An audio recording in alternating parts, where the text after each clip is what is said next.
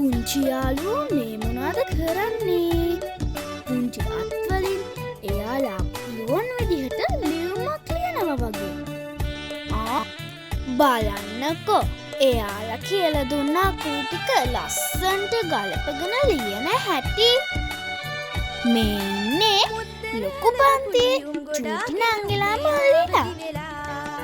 බයිසිකලේ නැගගෙන ගෙට ඇවිදින තැපැල් පියුම් මාමේ මට ලියුම් ගොඩාක් ඕනේ. මුද්දර අලවපු ලියුම් ගොඩාක්ගෙන උදේම අවදි වෙලා. බයිසිකලේ නැගගෙන ගෙට ඇවිදින තැපැල් පියුම් මාමේ මට ලියුම් ගොඩාක් ඕනේ.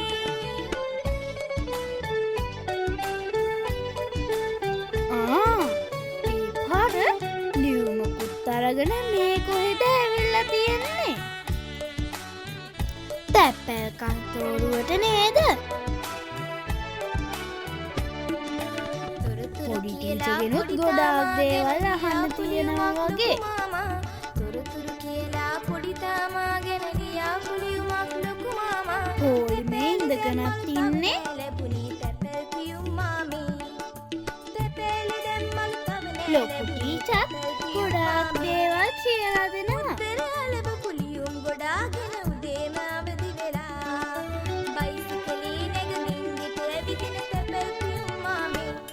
බලන්නකෝ තැපැල් මාස්ටර් කියලා දෙන දේවල් එයාලා උනන්දුවෙන් අහන් ඉන්න හැටි.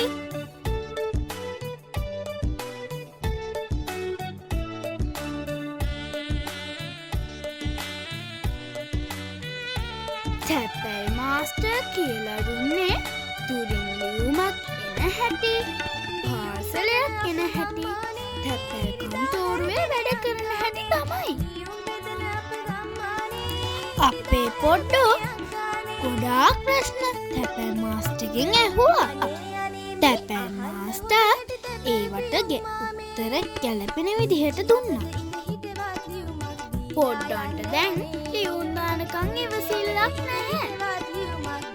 එයාලා බලන් හිටියේ ඉක්මනට එයාලගේ ලියුම් දාන වාරය එනකම්. ඔන්න හරියට පෙට්ටියට ලියුම් දානවා.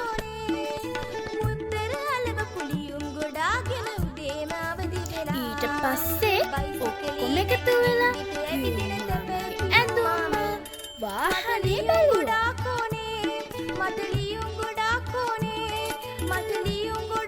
ඔන්න ඔහොමයි ෆස්ට් ස්ටෙප් පොඩ්ඩෝ තැපැල් කන්තෝරුවට ගිහිල්ලා පියුම් මාමා ගැන ඉගෙන ගත්තේ.